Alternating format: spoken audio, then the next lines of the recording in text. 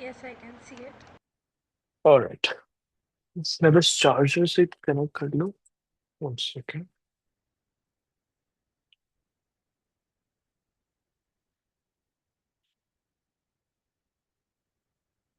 Okay, बिस्मिल्लाह। तो पिछली class में हमने बात की थी about the entire process of how एक इलेक्ट्रिकल इम्पल्स एक न्यूरॉन से दूसरे न्यूरॉन की तरफ मूव करती है, क्योंकि ऑब्वियसली न्यूरॉन्स के बीच में एक गैप होता है और एक इलेक्ट्रिकल इम्पल्स उसके अक्रॉस जंप नहीं कर पाती। दिस मीन्स कि हमें कोई ना कोई मैकेनिज्म की जरूरत है जिसके जरिए जो इम्पल्स है वो एक न्यूरॉन से दूसरे न्यूरॉन की तरफ चली जाए। जो गैप है between the neurons, that is called the synaptic cleft.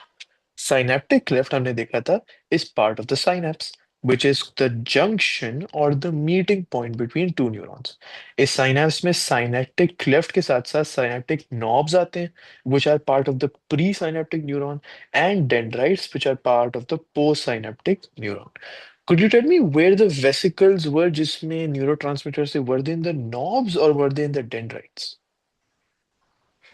In the knobs. In the knobs, knobs के अंदर वेसिकल्स थे। और प्रोसेस इस तरीके से शुरू होता था।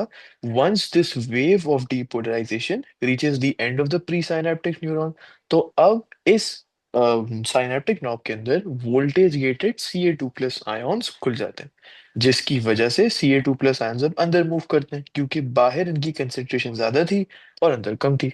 when they start to move in down the concentration gradient, facilitated diffusion जिसे कहते हैं, अब ये वेसिकल्स जिनमें न्यूरोट्रांसमीटर्स थे, they start to move towards the cell surface membrane, and when they move towards that they fuse with it. Process number 2 जल्दी से मैं रिवाइज कर रहा हूँ क्योंकि हम ऑलरेडी कर चुके हैं। Once they fuse with the cell surface membrane, ये न्यूरोट्रांसमीटर्स रिलीज हो जाते हैं नॉब्स में से, and then they diffuse across the synaptic cleft until they bind with the complementary shaped receptor molecules on the ligand gated sodium ion channels. अब आज तक हमने ये चीज पढ़ी है कि रिसेप्टर अलग चीज होती है और चैनल प्रोटीन अलग चीज होती है।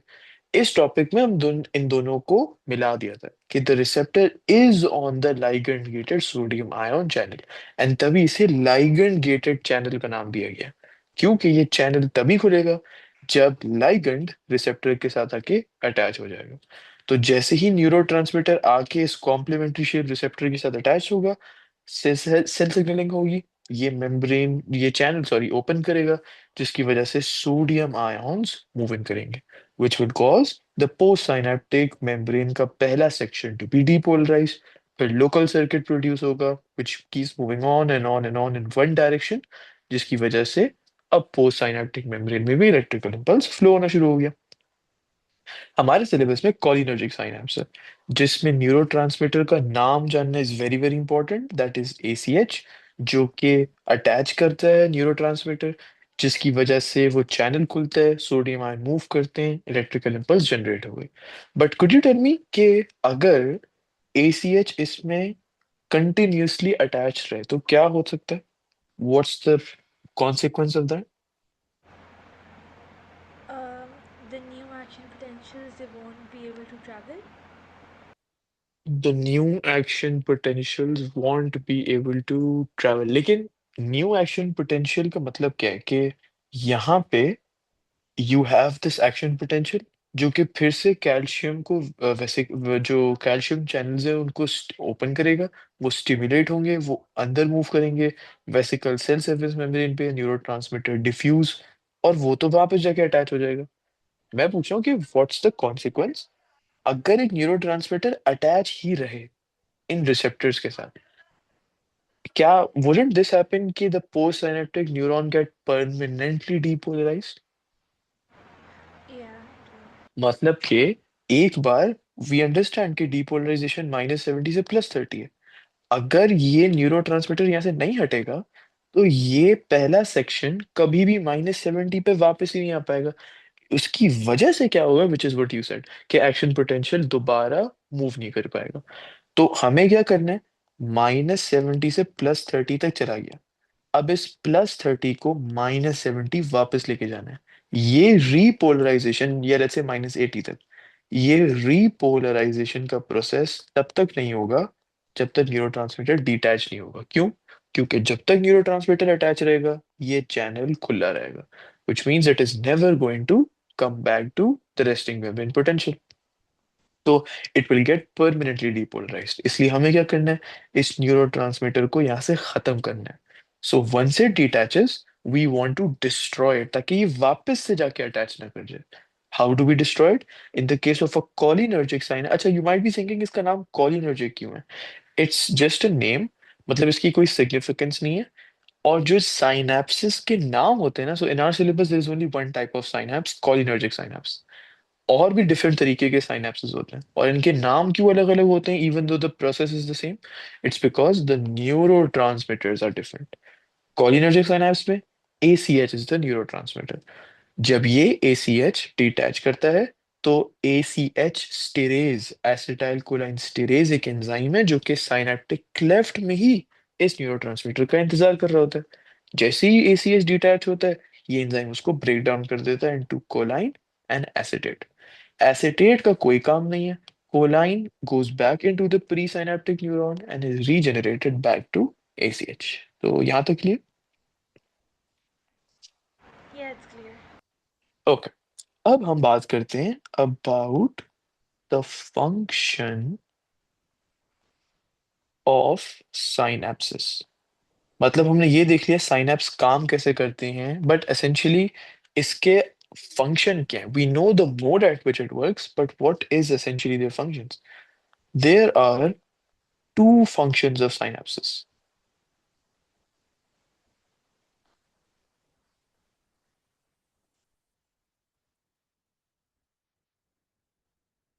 With the first one being कि साइनेप्स इस तरीके से प्रोड्यूस हुआ हुआ है, इस तरीके से बना हुआ है, it ensures that nerve impulses only travel in one direction. Any idea as to why does this happen? कि why do the nerve impulses only travel in one direction? Why don't they go back to the presynaptic neuron instead of the postsynaptic neuron?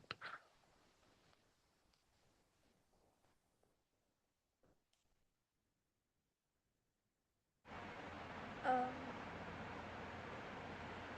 because Take a like the guess. vesicles are always in the presynaptic membrane and the receptors are always in the postsynaptic membrane. Correct.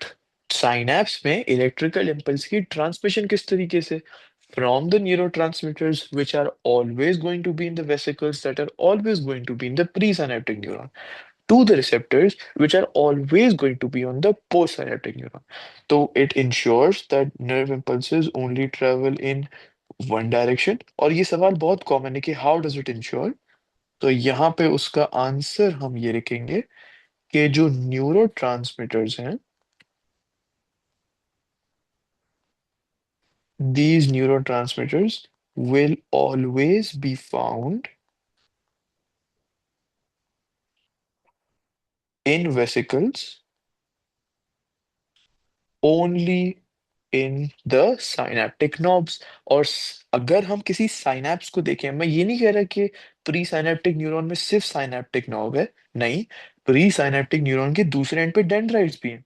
लेकिन अगर हम इस synapse की बात करें तो यहाँ पे प्री साइनेप्टिक न्यूरॉन का कौन सा हिस्सा है?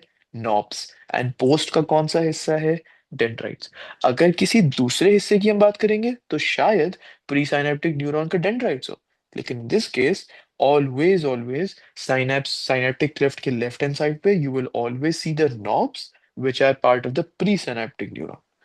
So only in the presynaptic neuron। And the second point, as you said, the receptor molecules will only be found on the postsynaptic membrane। Okay, so इसका मतलब ये again कि this means that the neurotransmitters move from presynaptic, diffuses across the synaptic cleft and attaches to receptors on postsynaptic। अच्छा, अब function number two, it allows for मतलब एक synapse इस तरीके से बना हुआ है कि it allows for interconnection of nerve pathways. Any idea किस तरीके से होता है नर्व पाथवेज? मतलब डिफरेंट डिफरेंट न्यूरॉन्स आपस में इंटरकनेक्टेड होते हैं साइनैप्स की मदद से। How does that happen?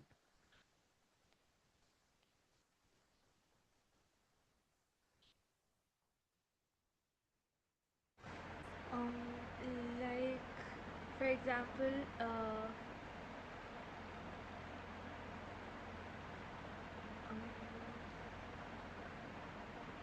Hmm.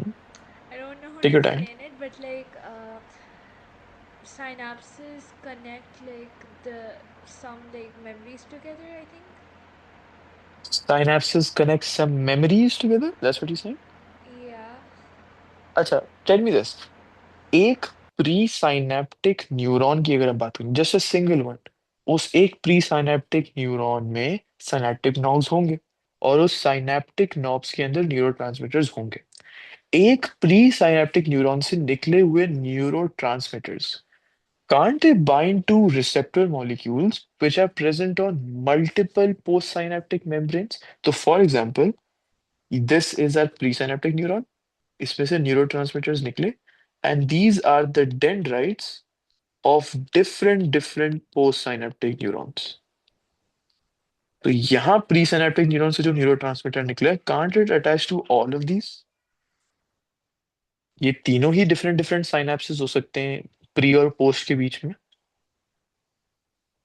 Yeah, they can. तो हमने जो प्रोसेस पढ़ा है वो तो यही है कि एक प्री साइनेप्टिक न्यूरॉन से न्यूरोट्रांसमीटर निकलेगा और वो एक पोस्ट साइनेप्टिक न्यूरॉन के रिसेप्टर के मॉलिक्यूल के साथ जाके परफेक्टली अटैच कर जाएगा। But that's not always the case. एक प्रीसाइनेप्टिक न्यूरॉन से निकले हुए neurotransmitters can bind to receptors which are present on multiple postsynaptic membranes. इसका मतलब इजंट दैट द केस कि अब ये नहीं होगा कि impulses from one neuron are transmitted to multiple postsynaptic neurons, Yeah, क्योंकि it can. न्यूरोट्रांसमीटर्स भी तो अलग अलग न्यूरॉन्स की तरफ जा रहे हैं। तो इसका मतलब ये है कि अब एक ज्यादा एफिशिएंट रिस्पॉन्स होता है। Let's look eight an example from that. If you're standing in a park and a football comes hurling at you, हमें हमारी बॉडी पार्ट्स की डिफरेंट डिफरेंट चीजों को मूव करना है। हमारे हाथों को हमारे फेस के तरफ आना पड़ेगा in order to block our face so that it gets hit from the football to prevent that. We need to move our legs. We need to think quickly. So isn't different parts of the body working together at the same time? Yeah. और वो एक common response कर रहे हैं। तो एक presynaptic neuron से निकले हुए न्यूरोट्रांसमीटर्स मल्टीपल रिसेप्टर मॉलिक्यूल्स और मल्टीपल पोस्ट साइनेप्टिक न्यूरॉन के साथ अटैच कर रहे हैं ताकि एक ही इंपल्स बहुत सारे पोस्ट साइनेप्टिक न्यूरॉन तक चला गया। तो अब हमें ये नहीं करना कि एक प्री से निकला, एक पोस्ट पे पहुंचा, फिर एक और प्री साइनेप्टिक न्यूरॉन से एक और पोस्ट साइनेप्टिक न्यूरॉन, फिर the process repeats again. No, we can only take one presynaptic neuron and transfer it to multiple postsynaptic neurons. So the process becomes quicker and more efficient. तो यहाँ पे हम लिखते हैं neurotransmitters released from one presynaptic neuron can attach to receptor molecules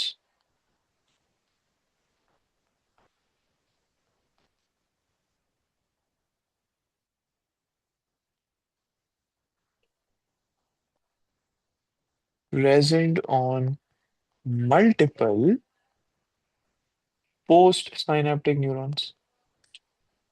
This means that electrical impulses, just like the neurotransmitters, electrical impulses are transferred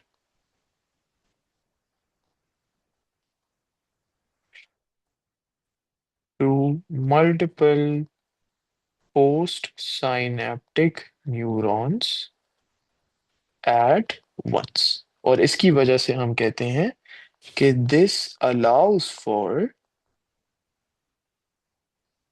a more efficient response. अच्छा, a pro tip here, मतलब एक बहुत जरूरी tip which you should remember. Do you remember the function of dendrites?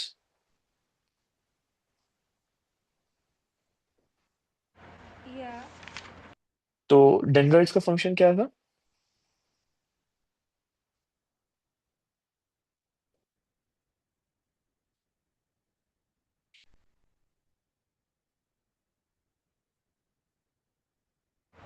Basically, they like act as so basically they collect the signals, like detect it and pass it on. Okay, तो अगर हम यहाँ पे let's say this is a presynaptic neuron, उसमें से neurotransmitter लिख के they निकले and they move to a postsynaptic neuron का receptor. So can't the neurotransmitter just attach to the receptor, मतलब डेंड्राइट की क्या जरूरत है? डेंड्राइट्स अगर ना भी हो तो भी सिग्नल्स कलेक्ट हो जाएंगे. व्हाट्स द फंक्शन ऑफ और द एक्स्ट्रा फीचर जो डेंड्राइट्स के होने से हमें मिलती है? सरफेस एरिया नहीं इंक्रीज हो जाता? Yeah. So if you go back to this example, जैसे कि यहाँ पे if you have a single receptor molecule over here instead of these multiple dendrites, ये भी रिसीव कर लेगा न्यूरोट्रांसमीटर को. बट द प्रॉब्लम इज एक रिसेप्टर होने का मतलब है एक न्यूरोट्रांसमीटर रिसीव होना. Dendrites increases this amount, it increases the surface area when receiving signals. तो अभी तो हमने बात की कि you have one presynaptic neuron and it passes the message on to multiple post synaptic neurons. तो यहाँ पे भी पोस्ट साइनेप्टिक न्यूरॉन, यहाँ पे भी पोस्ट साइनेप्टिक न्यूरॉन. ये है केस नंबर वन. क्या केस नंबर टू ये नहीं हो सकता कि you have multiple pre synaptic neurons? So let's say three for example, यहाँ से न्यूरोट्रांसमीटर्स निकले और ये सेम डेंड्राइट्स के पास जा रहे हैं which are part of the same postsynaptic neuron. क्या ये नहीं हो सकता? Yeah, it can. So it can also happen the other way around. ये भी हो सकता है one presynaptic many postsynaptic, but many pre and one postsynaptic neuron. अगर ये केस नंबर टू होता है तो डेंड्राइट्स का फंक्शन बहुत जरूरी हो जाता है. सो डेंड्राइट्स आर इंक्रीजिंग, इनका फंक्शन ही यही है कि ये बनाए ही इसलिए गए हैं increasing the surface area when receiving signals. This means, और ये अगला सेंटेंस बहुत जरूरी है ये वाला, this means that multiple neurotransmitters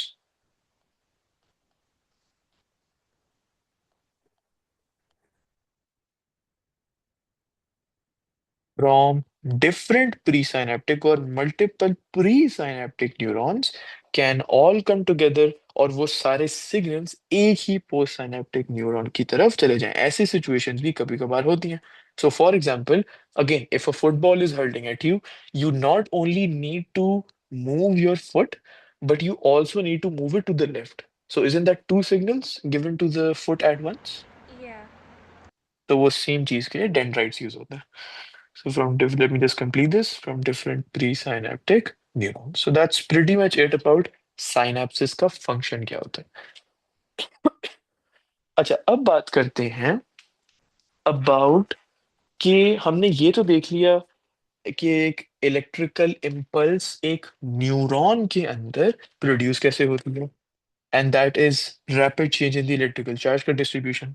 हमने ये भी देख लिया एक न्यूरॉन के अक्रॉस कैसे मूव करती है. फिर अभी अभी हमने देखा एक न्यूरॉन टू अनदर न्यूरॉन कैसे मूव करती है. But we still haven't looked at जो रिसेप्टर है, जो पहला साइट है ऑफ दिस एंटायर प्रोसेस, वहां से कैसे एक्शन पोटेंशियल जनरेट होता है. क्योंकि हमने सारी एक्सप्लेनेशन इसको अज्यूम करते हुए की थी कि रिसेप्टर से सेंसरी न्यूरॉन तक एक्शन पोटेंशियल ट्रांसफर हुई है. अब हम ये देखते हैं कि how do receptors, so let's make a line here, how do these receptors generate an action potential.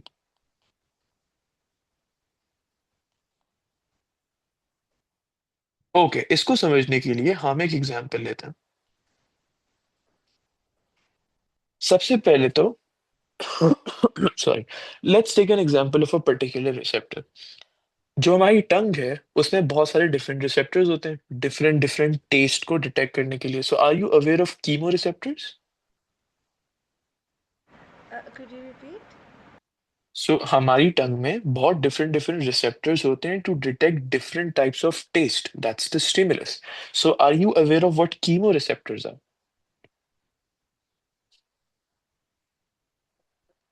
Uh, like they're the receptors present in the taste buds.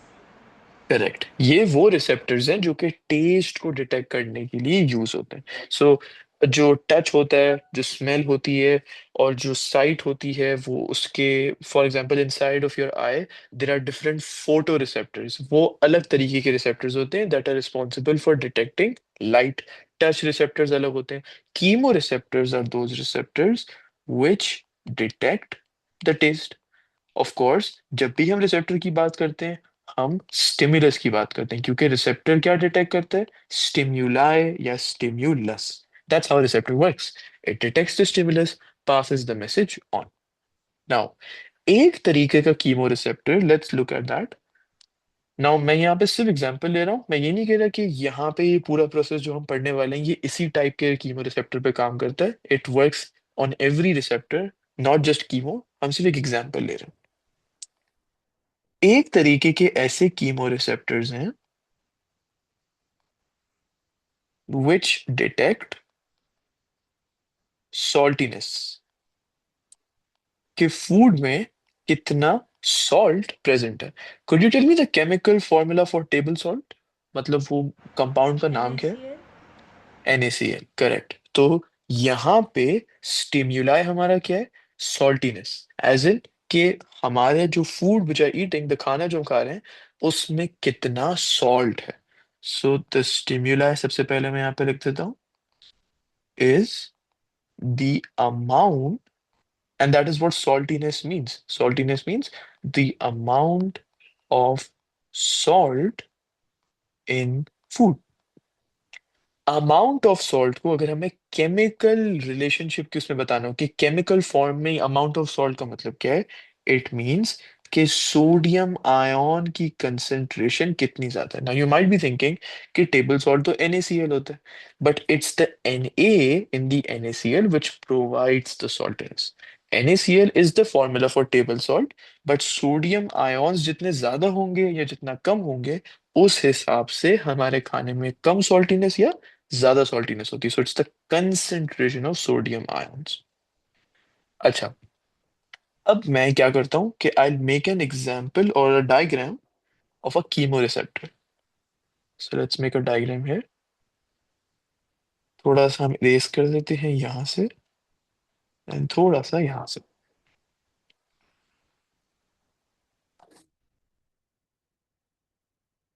Okay, this is an example of a chemoreceptor. कौन सा वाला? हमारे case में जो saltiness को detect करता है, जो सोडियम आयंस को डिटेक्ट करता है। बट बिफोर वी अंडरस्टैंड कि ये सारा प्रोसेस कैसे होता है, इम्पल्स कैसे जनरेट होती है, पहले तो इस स्ट्रक्चर को समझ लेते हैं। कीमो रिसेप्टर के मेम्ब्रेन के अंदर ये वाले हमें दो चीजें मिलती हैं। Number one, voltage gated sodium ions, and number two, voltage gated calcium ions। So in the membrane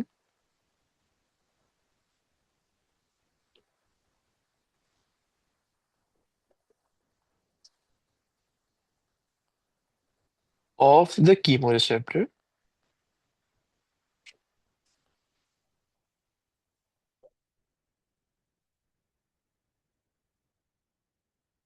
we have two transport proteins,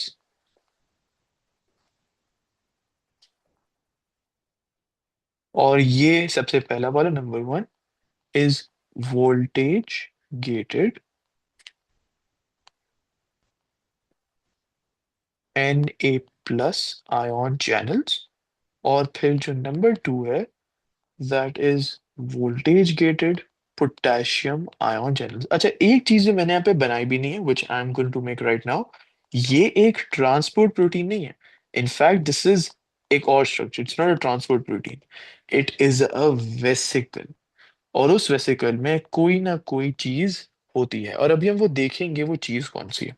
तो मैं यहाँ पे लिख देता हूँ what's that thing. In the chemoreceptor या inside the chemoreceptor, vesicles containing neurotransmitters are found. So इस topic में whenever the question talks about vesicles, you'll automatically understand it's talking about two things. या तो synapse and neuron to neuron transmission जहाँ पे जो vesicle है वो use होता है, या रिसेप्टर के अंदर वेसिकल, दोनों केसेस में the vesicles containing neurotransmitters ही प्रेजेंट होंगे। ओके, अब हम प्रोसेस को शुरू करते हैं। Let's look at two cases, क्योंकि रिसेप्टर का काम क्या था, स्टिम्युलाई को डिटेक्ट करना। सो सबसे पहला केस मैं लिख बोलता हूँ and I explain that and then we'll write it down. So सबसे पहला केस है कि अगर वीक स्टिमुलस हो। So could you tell me weak stimulus का मतलब क्या होगा? मतलब सोडियम आयन की कंसेंट्रेशन हाई होगी या लो होगी? Low. लो होगी।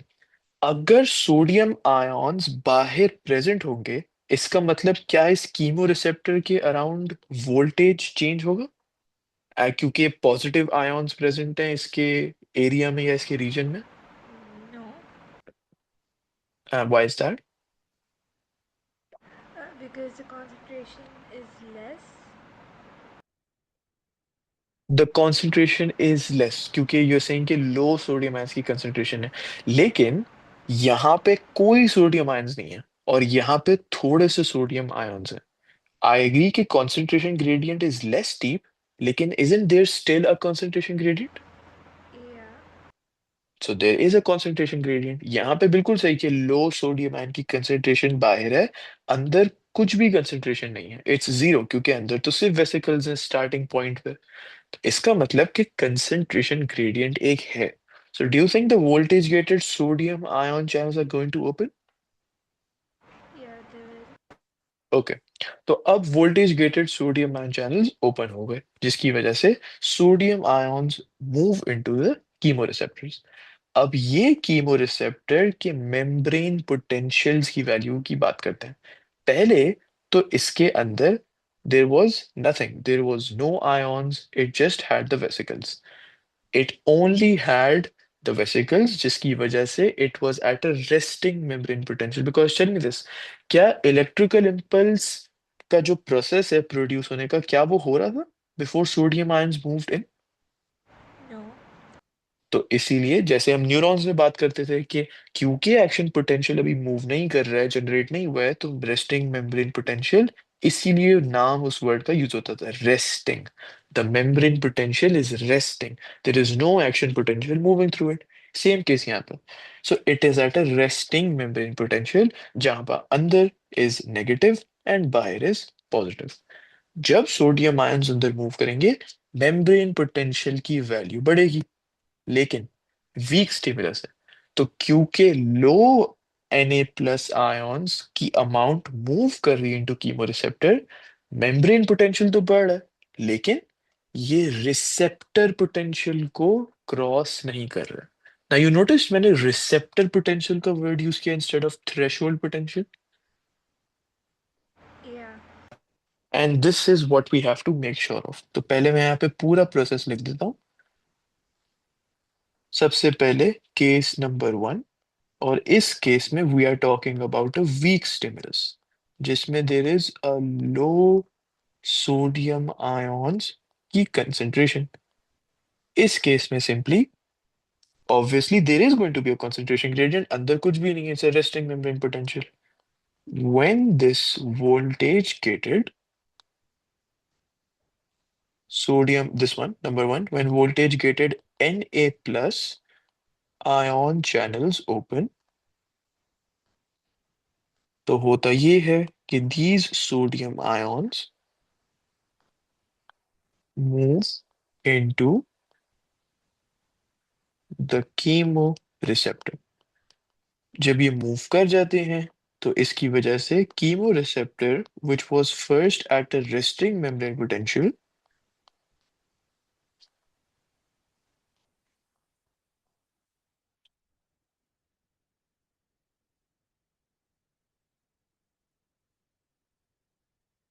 अब इस कीमोरिसेप्टर की मेम्ब्रेन पोटेंशियल की वैल्यू बढ़ती है, but since concentration, again square brackets क्यों यूज कर रहा हूं, क्योंकि it indicates concentration in mole per DMQ. So since this concentration of sodium ions moving into the chemoreceptor was lesser,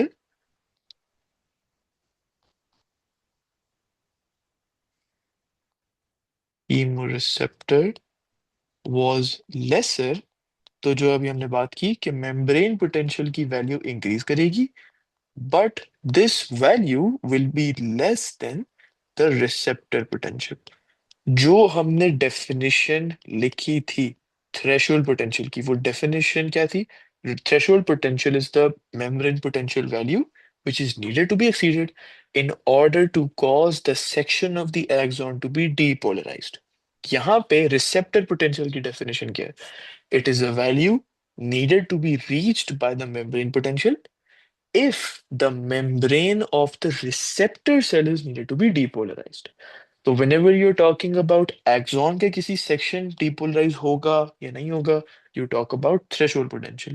Whenever you're talking about receptor का जो membrane है, क्या वो depolarize होगा या नहीं होगा, so you talk about receptor potential. ये दो अलग चीजें हैं. इनका मैकेनिज्म सेम है, लेकिन इनकी वैल्यूज अलग हैं, इनकी डेफिनेशंस भी अलग हैं. सो do you remember the value for threshold potential? -55 millivolts. Yes. तो यहाँ पे दिस इज कंप्लीटली डिफरेंट, क्योंकि हम रिसेप्टर की बात कर रहे हैं, एक्सॉन की नहीं. But the mechanism is the same. कि इस वैल्यू को क्रॉस होगा तो डीपोलराइजेशन होगी. अभी हम वो देखते हैं कैसे होगी. और अगर नहीं होगा, so it comes back to the same value जो उसके रेस्टिंग मेम्ब्रेन पोटेंशियल की थी. सो यहाँ पे इसकी डेफिनेशन लिख देते हैं. और ये कभी कभार एग्जाम में आ जाती है. Not really, they only mostly ask the definition of threshold. They only expect you to know what receptor potential is. लेकिन फिर भी हम इसकी डेफिनेशन लिख देते हैं. A value, it's pretty simple. Just change the word of the axon with receptor cell ka membrane. That's it. It is a value needed to be reached by the membrane potential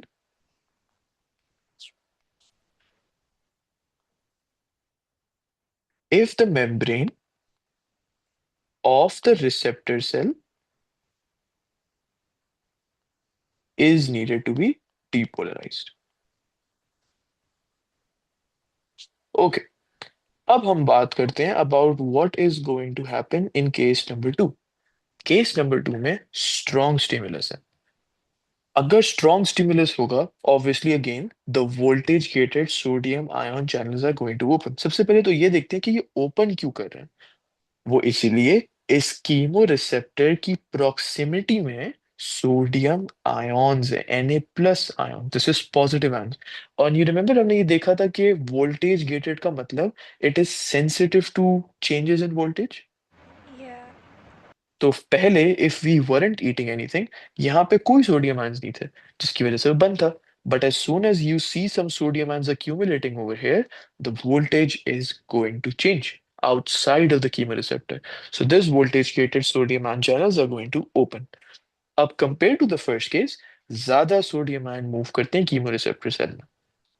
इसकी वजह से membrane potential value increase होती है, increase होती है, increase होती है from the resting membrane potential, and it crosses the receptor potential value. तो जब वो क्रॉस हो जाती है, तो हम कहते हैं कि it is going to be successfully depolarized. कौन डीपोलराइज होने वाला है? रिसेप्टर सेल का मेम्ब्रेन. दिस पार्ट राइट है. जैसे हम एक्सॉन के बारे में बात करते थे, तो we were like the membrane of the axon और the section of the axon. Same case है, रिसेप्टर सेल का मेम्ब्रेन, क्योंकि मेम्ब्रेन ही वो जगह होती है ना जहाँ पे चार्ज का डिफरेंस होता है, कि बाहर पॉजिटिव और अंदर नेगेटिव. और अगर डीपोलराइज हो तो अंदर पॉजिटिव और बाहर negative. So it's the membrane which is going to get depolarize. अच्छा, एक बार ये मेम्ब्रेन पोटेंशियल की वैल्यू रिसेप्टर पोटेंशियल की वैल्यू तक पहुंच गई, तो what are we going to be sure of? कि मतलब कौन सी चीज कंफर्म होने वाली है? That the action potential will be generated. Yes, and membrane is going to be successfully depolarized. अब देखते हैं कि ये असल में होगा कैसे. हमें पता तो है कि होने वाला है, but how is it going to happen? Once the receptor potential value is crossed, अब voltage gated calcium ions open होते हैं। जब ये ओपन होते हैं तो कैल्शियम आयंस मूव इन करते हैं। अगेन A2 बायोलॉजी, जैसे हमने साइनैप्स वाले केस में देखा था, कभी भी अब्रप्टली कोई भी चीज आपको बता दी जाती है कि यहाँ पे यू डिड नॉट नो कि कैल्शियम आयन की कंसेंट्रेशन ज्यादा है, बट देयर इज। एंड ये कभी कभार होता है, we just have to bear with it, कि इस सिलेबस में कुछ थोड़े से डिस्क्रिपेंसीज हैं, we have to take into account of that. So we have to assume कि यहाँ पे हाई कंसेंट्रेशन थी, नो नीड टू नो ऐसे क्यों होता है। यहाँ पे जो हाई कंसेंट्रेशन थी, once this voltage gated calcium ion channel opens, ये कैल्शियम आयंस मूव इन करते हैं कीमोरिसेप्टर सेल्स के अंदर। अब जब ये मूव इन करते हैं, what do you think the calcium ions are going to do?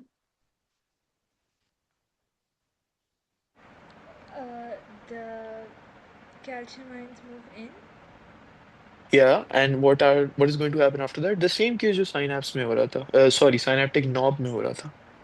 So, like the calcium ions, they cause the vesicles containing the neurotransmitter molecules to move towards and fuse with the cell surface membrane, and hmm. then the neurotransmitters are released by exocytosis, and then they bind to the hmm. receptors present on the postsynaptic membrane of correct, the और वो sensory receptor का नाम क्या था? of the sensory neuron, correct, लेकिन वो जो receptors थे वो किसके ऊपर अटैच थे? postsynaptic membrane, तो you remember this shape right here? the dendrites. Not really, क्योंकि डेंड्राइट्स जो होते हैं वो ही असेंशियली रिसेप्टर होते हैं, सॉरी पोस्ट साइनेप्टिक मेम्ब्रेन होता है, दिस वन, ये वाला, this particular thing right here, where is it, this thing, what is this called, ligand gated something? Yeah, the ligand gated sodium ion channels. Correct, And क्योंकि इस ligand gated के ऊपर ही ये receptor होता है। Okay, उसके बाद? okay, and then basically it causes the receptor changes shape, which causes in the opening of the Na plus ligand gated channels, and then hmm. sodium ions they diffuse into the sensing neuron and cause okay, depolarization. And if the membrane potential exceeds the threshold potential, then an action potential is generated, and it perfect. travels to the taste centers. It travels to the taste centers. Yeah. तो sensory neuron में action potential हमने generate कर दिया था। अब won't this go to the relay neuron या CNS, उसके बाद मतलब जो ब्रेन है, और फिर ब्रेन Yeah, से the वापस pathway. आएगा। Yeah, sorry, hmm, sorry. Yes. So the same pathway जो फॉलो होता है, receptor, sensory neuron, CNS, motor neuron, effector. तो अगर बहुत सॉल्टी है, the effector is probably going to be the muscle cells in our mouth, which are going to make a weird face saying okay ये बहुत ज्यादा salty है। थोड़ा सा बॉडी में भी थोड़ा सा एक शॉक पैदा होगा, एज इन जो भी चीजें होती हैं after you eat something which is very very salty, that is the effector pretty much, or even the taste buds can act as the affector. So the same process is follows। कौन सा process was perfectly correct, कि once the receptor potential value is crossed, calcium ion channels open, क्योंकि बाहर concentration ज्यादा है calcium ions की, they move into the chemoreceptor cells, stimulate the vesicles containing neurotransmitters to move towards cell surface membrane, exocytosis of neurotransmitters. Then एक बार exocytosis हो जाती है, then they diffuse across this synaptic cleft, and okay, no, my bad, it's not the synaptic cleft, we'll go back to that, they diffuse across this region which is not called the synaptic cleft, and they bind to the ligand gated sodium ion channels। ये sodium ion channels फिर open होते हैं due to cell signalling, sodium ions move in करते हैं, membrane potential of sensory neuron बढ़ता है। अब एक very important point which you said, I start from here, membrane potential of sensory neuron increases कब? As the sodium ions start to move into the postsynaptic membrane, which is the sensory neuron। अब ये membrane potential तो पड़ता है, लेकिन once this membrane potential is increasing, when will we say that the section of the axon is depolarized? When the membrane potential value exceeds the threshold potential, which is बिल्कुल सही। So causing the membrane potential to increase and exceed the threshold potential value,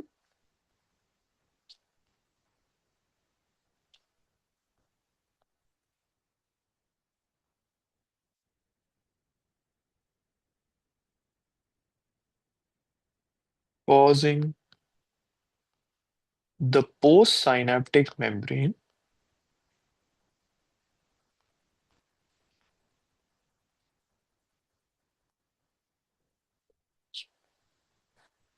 to be successfully depolarized,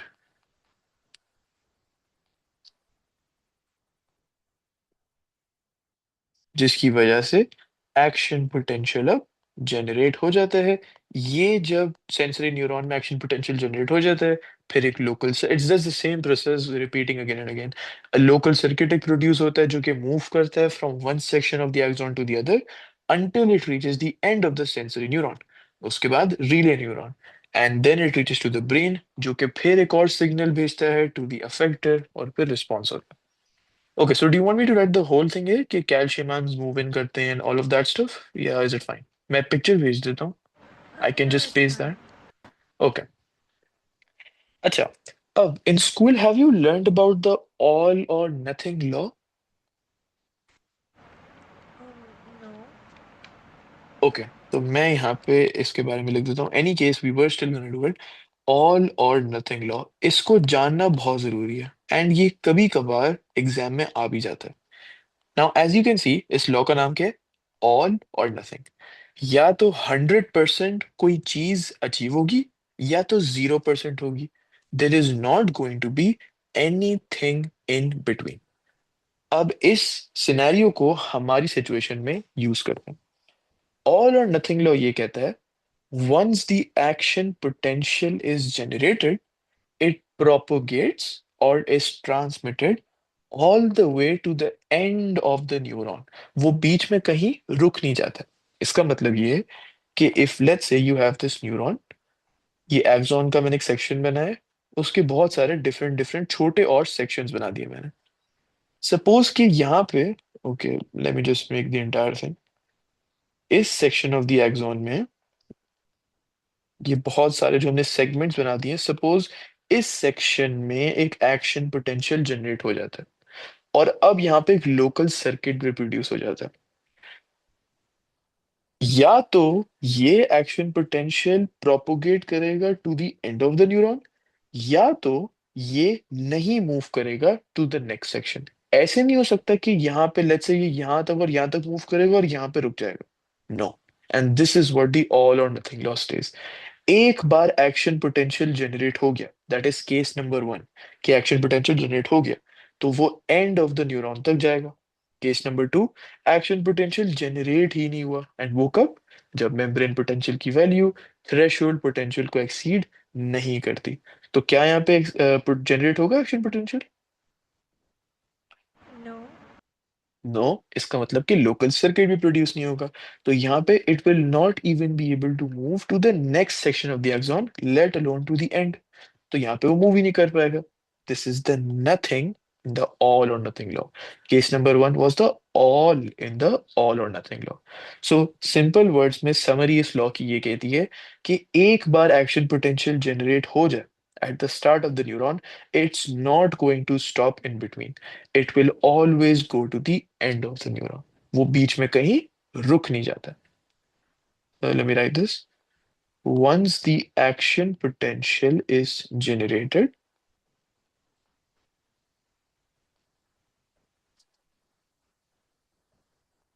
normally ये newer papers में नहीं है लेकिन ये older papers में you might see some questions of these. और ये it's not like it's very big concept जो हम छोड़े या ना छोड़े, we are decisive. It's a very simple point के एक्शन पोटेंशियल जनरेट होने अगर तो हो गया तो वो एंड तक जाएगा, नहीं हुआ तो वो कहीं भी नहीं जाएगा, वो बीच में रुकेगा नहीं। That's it. So it propagates all the way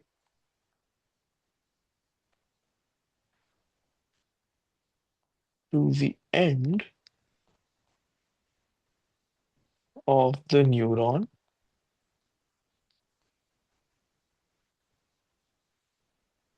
and does not stop in between।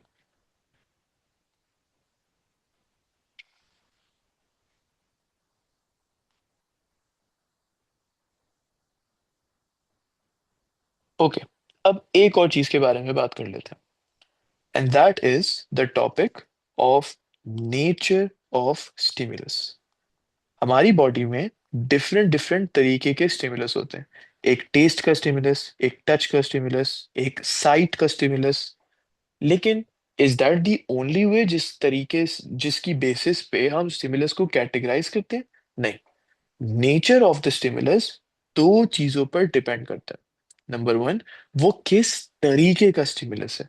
And number two, उस स्टिमुलस की स्ट्रेंथ क्या है या इंटेंसिटी क्या है। इन दोनों को एक एक करके समझते हैं। तो सबसे पहला, type on which the stimulus depends is what is the type of stimulus. As in, ये जो मैं दो चीजें यहाँ पे लिख रहा हूँ, you can use either of these things to categorize कि अच्छा ये स्टिमुलस इस टाइप का है, ये उस टाइप का है, या तो ये स्टिमुलस वीक है या ये स्टिमुलस स्ट्रांग है। So basically you are categorizing them basis on the basis of their strength और their intensity.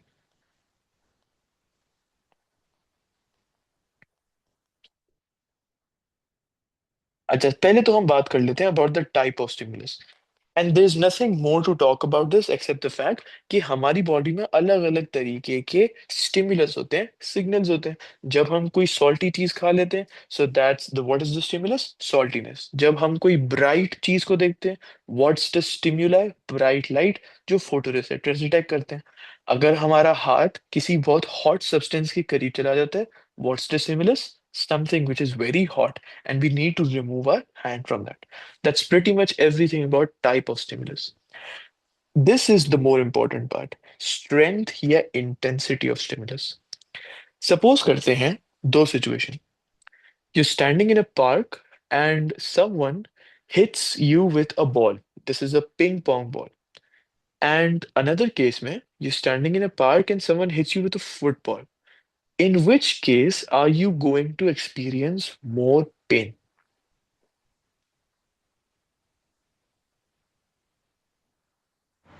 Could you repeat?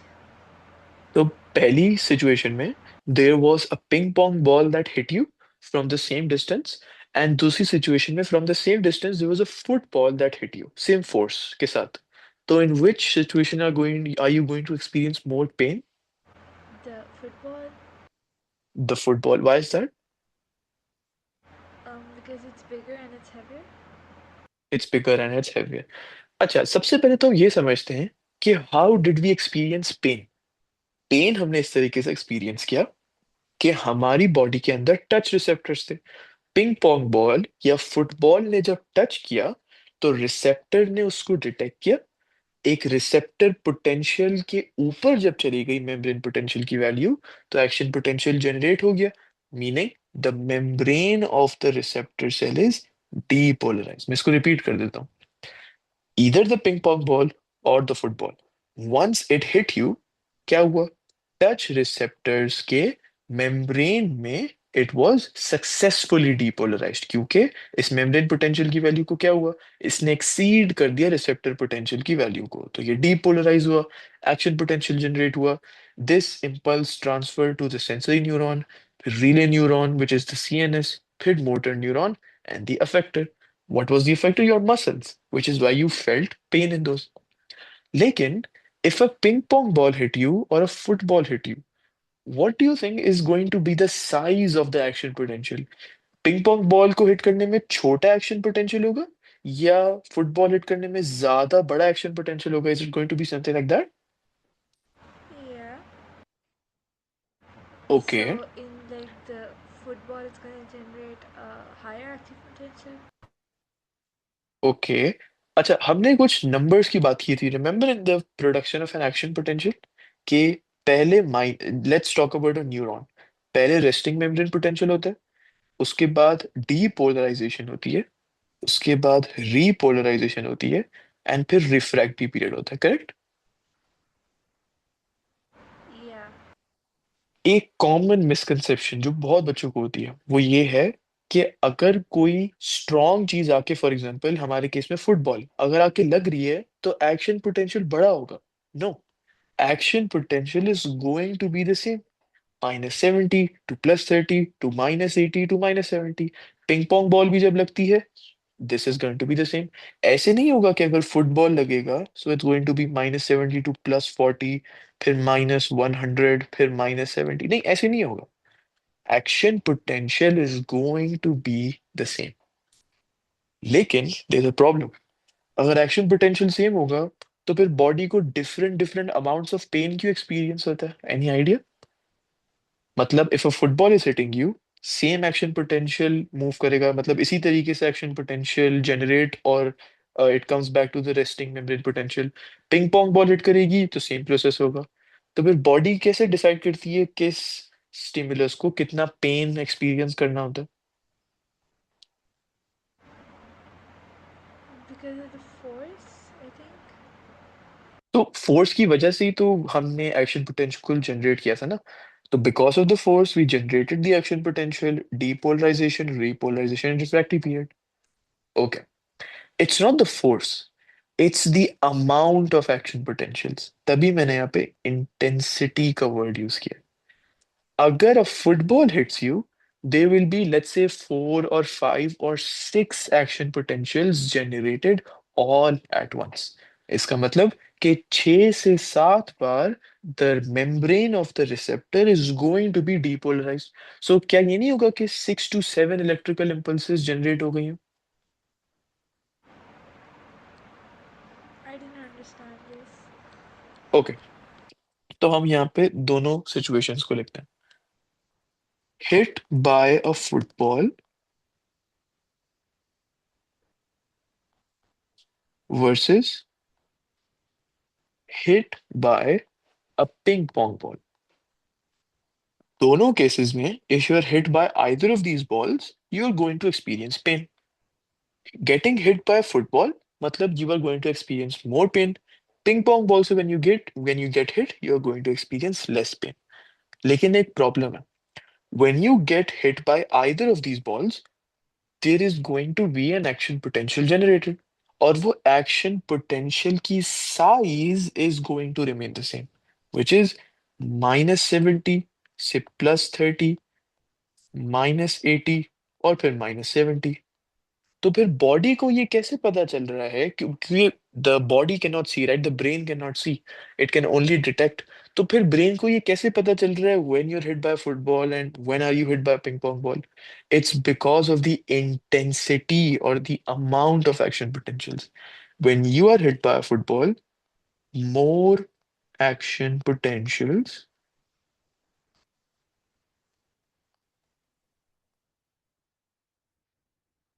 are generated. So suppose that, assume this square is your brain, right? Just assume this is your brain. Your brain has many different sections. Now there is one section of the brain जो कि pen को, the stimulus for pen और the stimulus for touch, उसको detect करने के लिए use होता है। यहाँ तक क्लियर कि the section of the brain which is use to detect pain? Yeah. Okay. Now, whenever you feel or experience pain or you need to touch something, सारे के सारे electrical impulse go to this section of the brain. Now, look at what happens. Look at closely what happens when you're hit by a ping pong ball. When you're hit by a ping pong ball, एक action potential या एक electrical impulse ये brain receive करता है। लेकिन when you're hit by a football, this same part of the brain receives 6 or 7 electrical impulses. So isn't the brain receiving more electrical impulses now? Yeah. तो brain इस basis पे decide करता है कि कब ज्यादा पेन होगा हमें या कब कम पेन होगा, ऑन द बेसिस ऑफ वो कितने एक्शन पोटेंशियल्स को रिसीव करता है। So if the brain receives more action potentials या in other words more electrical impulses, तो इसका मतलब कि पेन ज्यादा होगा, and vice versa. Now what does this mean? इसका मतलब ये है कि पेन ज्यादा होने का मतलब ये नहीं है कि एक्शन पोटेंशियल बड़ा होगा और ब्रेन इसको एक्सपीरियंस करेगा, या एक्शन पोटेंशियल छोटा होगा और ब्रेन इसको एक्सपीरियंस करेगा। No, action potential is the same. -70 +30 -80 -70, it's the exact same process. लेकिन ज्यादा नंबर ऑफ एक्शन पोटेंशियल, ज्यादा intensity of action potentials More pain, less intensity of action potentials, less pain. So you could think about the stimulus in three cases. Case number one, weak stimulus, zero action potentials generated. Case number two, normal stimulus या medium level का stimulus जहां पे threshold potential cross हो जाता है some action potential generated case number three strong stimulus more action potentials generated तो brain इस तरीके से डिटेक्ट करता है ज्यादा पेन या कम पेन होगा ऑन द बेसिस ऑफ कितने नंबर ऑफ एक्शन पोटेंशियल्स वो रिसीव कर रहा है does that make sense Yeah. Alright तो we'll keep it till here today यहाँ तक कोई क्वेश्चंस हो तो आप पूछ लो we'll start with the neuromuscular junction in the next class No, it's clear. Alright perfect so we'll keep it in here thank you Allah Hafiz